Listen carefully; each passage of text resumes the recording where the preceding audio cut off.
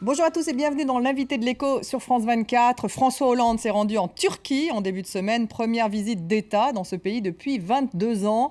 Elle visait à sortir de l'impasse une relation franco-turque dégradée. Elle a eu lieu alors que la Turquie connaît une grave crise politique mais aussi économique. Le pays, comme d'autres émergents, est fragilisé par la politique monétaire américaine. La livre turque a dégringolé, comme le réal brésilien, le rouble ou encore le rand sud-africain. Alors, quelle est la gravité de la situation? Est-ce un retour à une crise des émergents, comme a pu la connaître l'Asie en 98? On en parle avec Yves Zlotowski, le chef économiste de Coface, leader mondial de l'assurance crédit, qui vient de publier son étude risque pays. Bonjour, merci beaucoup d'être avec nous.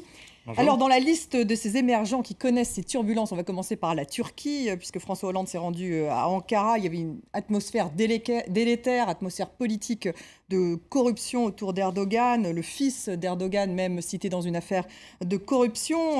Évidemment, crise économique avec chute forte de la livre turque malgré l'intervention de la Banque centrale. Est-ce que vous avez l'impression d'abord qu'il y a un lien entre la crise politique de ce pays et cette crise économique, cette crise monétaire ? Ah oui, nettement. Je pense que ce qui joue sur le moral des investisseurs vis-à-vis de la Turquie, c'est le fait qu'on ne voit pas très bien où va le scénario politique. Parce qu'il y a beaucoup de conflits en Turquie. Il y a un conflit entre cette classe moyenne urbanisée et le gouvernement, qui a donné lieu à des manifestations, vous le savez. La classe Taksim. Absolument. Et puis il y a un deuxième conflit au sein de l'AKP, avec des échéances électorales tout au long de l'année 2014, des municipales en mars, des présidentielles en juin. Donc beaucoup d'incertitudes sur ce qui va se passer. Les investisseurs n'aiment pas l'incertitude. Donc il y a une défiance effectivement très forte. Au-delà de ça, crise monétaire directement liée à la politique monétaire américaine ou pas? Oui, c'est-à-dire que les annonces de mai ont déclenché effectivement une vague de défiance sur les émergents, parce que d'abord parce que les taux longs américains remontent, lentement mais sûrement.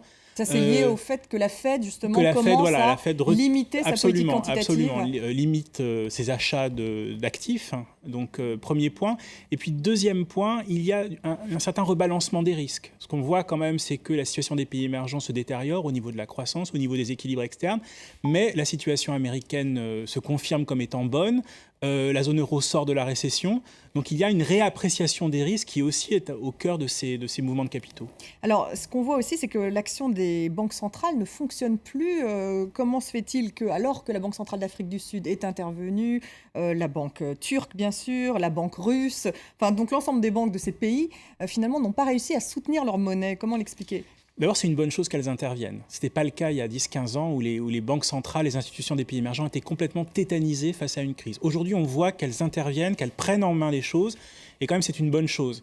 Maintenant, ce qui s'est passé... Inefficace. Mais inefficace hier, parce qu'effectivement, il y a eu une succession d'actions très très fortes. Et je crois que ça a créé un espèce de sentiment de panique. C'est-à-dire qu'on s'est dit, bah, tiens, les banques centrales paniquent, donc nous, on panique encore plus. Et je crois que ce qui est important de dire, c'est qu'il n'y a pas de coordination entre les banques centrales des pays émergents. Donc il faut qu'elles se coordonnent pour être efficaces. Face aux crises, la Fed et la BCE se coordonnent maintenant massivement. Et donc aujourd'hui, comme les investisseurs ne font pas la différence entre l'Afrique du Sud, la Turquie ou la Russie, qui sont pourtant des situations très différentes, il y a un besoin de coordination très fort et peut-être de moduler sa communication, de moduler son message en donnant plus confiance. Parce que là, ils voient les pompiers, donc ils se disent que le feu peut être très fort, c'est ça? Et puis, par exemple, la Banque centrale de Turquie, elle a augmenté, elle a doublé son taux d'intérêt. C'est comme si, c'est énorme. Donc c'est un impact. On dit, bah zut, mais alors qu'est-ce qui se passe tout d'un coup? Presque les gens qui ne faisaient pas attention à la Turquie, maintenant font attention à la Turquie. J'ajoute une chose aussi, c'est que les banques centrales... trop proactives. Presque. Et j'ajoute une chose, c'est que les banques centrales, c'est très bien qu'elles interviennent. Quand on a une crise politique, les banques centrales ne sont pas suffisantes pour faire détourner cette défiance. C'est impossible. La Banque centrale, on ne peut pas tout attendre d'une banque centrale. Donc la défiance est aussi politique. Est-ce que ça pourrait rappeler des moments de la crise asiatique de 98, cette crise des émergents qu'on voit poindre en ce moment? Oui, il y a des traits communs liés au fait qu'il n'y a pas beaucoup de discriminations qui sont faites dans des situations très différentes. On se dit la Russie qui a tellement de réserves, qui n'a pas de dette publique, est quand même dans une situation différente. C'est lié aussi, il y a la même idée que le secteur privé est très endetté. Le secteur privé asiatique dans les années 90 est très endetté. Les banques aujourd'hui sont plutôt les entreprises. Donc il y a effectivement cette montée de la dette privée. Néanmoins, les fondamentaux des pays émergents aujourd'hui sont bien meilleurs. On a des banques qui sont beaucoup mieux gérées. Et on a des États qui sont beaucoup mieux gérés dans les pays émergents. Donc moins de risques, a priori. Alors, moins de risques dits systémiques. C'est-à-dire qu'effectivement, on ne pense pas qu'il puisse y avoir de catastrophes comme le défaut argentin ou le défaut russe de 98 ou le défaut indonésien. Le FMI ne va pas accourir, a priori, ne non. va pas se mettre au chevet de Johannesburg demain. A priori non, parce que qui est touché par cette crise aujourd'hui, ce sont les entreprises. Ce sont les entreprises turques qui sont très endettées en devises. Ce sont les entreprises indiennes qui sont parfois très endettées en devises. Ce sont certaines entreprises russes, très grandes entreprises russes énergétiques qui sont endettées en devises. Ce sont des entreprises, ce ne sont pas les États. Et donc ce sont des acteurs certes problématiques et importants pour nous, Coface, qui sommes assureurs crédit et qui suivons les risques entreprises, mais ce ne sont pas des acteurs systémiques. On a vu au Brésil l'année dernière une très grosse entité faire défaut, OGX. Une grosse entité, ce sera peut-être le plus gros défaut historique privé de l'Amérique latine, mais ça n'a pas obligé Mme Rousseff à appeler le FMI en urgence. Alors, passons aux pays matures, parce que comme vous parliez d'un mouvement de balancier, enfin, ça va un petit peu mieux en Europe et aux États-Unis surtout. Alors, la reprise aux États-Unis se confirme. Il n'y aura pas, d'après vous, d'ailleurs, d'effet boomerang, justement, de ce qui se passe au sein des émergents aux États-Unis? Non, je ne crois pas. Je crois d'abord les États-Unis sont une économie qui est très tournée vers elle-même, qui est très tournée vers la consommation des ménages, et l'impact des pays émergents est assez secondaire. Par ailleurs, je veux dire, la croissance des pays émergents, elle reste quand même si elle ralentit, elle reste quand même porteuse pour beaucoup d'exportateurs américains qui d'ailleurs sont de plus en plus offensifs parce que les coûts aux États-Unis ont baissé, notamment les coûts de l'énergie. Donc il y a une industrie américaine qui redevient compétitive. Donc finalement, c'est le moment finalement pour les Américains de se tourner vers l'export. Et qui va choisir d'ailleurs, ils vont choisir les pays émergents qui vont mieux, c'est-à-dire la Corée, Singapour, la Chine encore, qui restent des pays tout de même, en tout cas pour le moment, pas affectés par ces turbulences. Absolument. Voir une autre génération de pays émergents, pensez à l'Indonésie, pensez aux Philippines, pensez à la Colombie, pensez au Pérou. Ce ne sont pas les briques. Il y a une nouvelle génération de pays émergents qui arrive et qui est très résistante sur le plan de la croissance. Donc comment expliquer que cette croissance américaine, finalement, devrait être solide? Parce qu'on parle de quoi? 2,8% à peu près de taux de croissance cette année? Nous, on est quand même positif, mais moins que ça. On est à 2,4, mais c'est vrai qu'on est un peu en dessous maintenant de ce qu'on voit, presque à 3 maintenant pour certains. J'avoue que d'abord, ce qui est extraordinaire, effectivement, c'est à la fois la reprise de l'investissement qui a été très solide. Les entreprises investissent massivement, elles sont très solides financièrement, elles ont beaucoup de cash, donc elles investissent. Et puis aussi les ménages. La consommation des ménages, c'est en gros en moyenne depuis 2011 2,3%. C'était 3% avant la crise. Donc voilà, on voit que les Américains consomment à nouveau. Donc c'est un pays où la demande privée est très dynamique. Alors est-ce que l'Europe pourra en profiter un peu? Écoutez, très à la marge, en fait, parce que d'abord, à part pour le Royaume-Uni, je dirais, ou un peu pour l'Allemagne, ça reste pas un des partenaires majeurs, les États-Unis. Et puis, l'Europe a surtout un problème de demande interne, et c'est ça qui tire l'activité dans beaucoup de pays européens, ou qui l'attire pas assez, je dirais.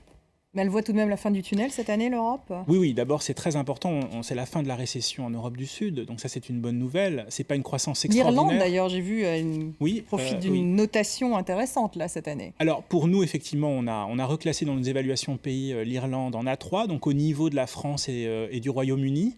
Donc oui, l'Irlande, on voit d'abord que les exportations irlandaises, justement, profitent des États-Unis, profitent du Royaume-Uni, de la croissance forte au Royaume-Uni. Donc ça se passe bien. Et puis la demande intérieure frémit, et puis le pays a... Alors ça en dit long, bien sûr, sur la France, même notation que l'Irlande. Le verre est à moitié vide. Vous dites quand même des différences d'entreprises qui demeurent élevées. La France, en relatif, n'est pas si bien positionnée. On attend, nous, une croissance de 0,6%. C'est déjà mieux que le 0,2% qu'on aura eu en 2013.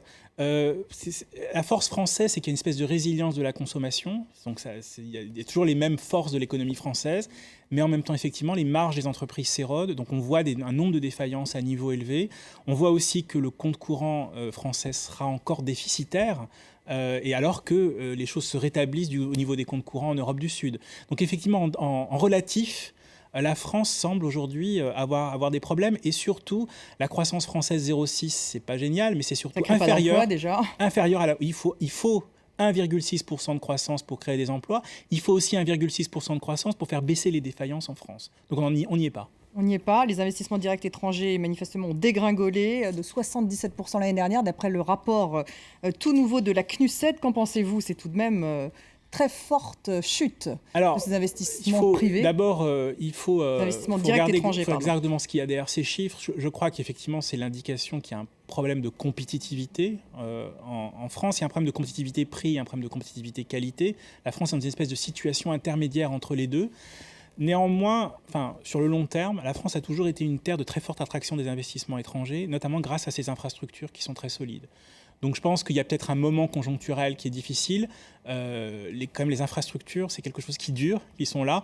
Donc on peut quand même penser que la France va continuer à être une destination majeure de vidéo. Je pense, conjoncturel. Oui. Le pacte de responsabilité peut-il renverser la vapeur ? C'est important parce que, comme je l'ai dit, un des points de grande fragilité de la France, c'est la baisse des marges, l'érosion des marges dans beaucoup. Alors qu'on voit par exemple qu'en Espagne, les marges se rétablissent.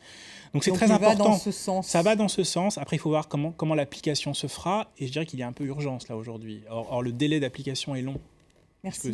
Merci beaucoup d'avoir été mon invité. Merci à vous de nous avoir suivis et bien sûr restez avec nous sur France 24.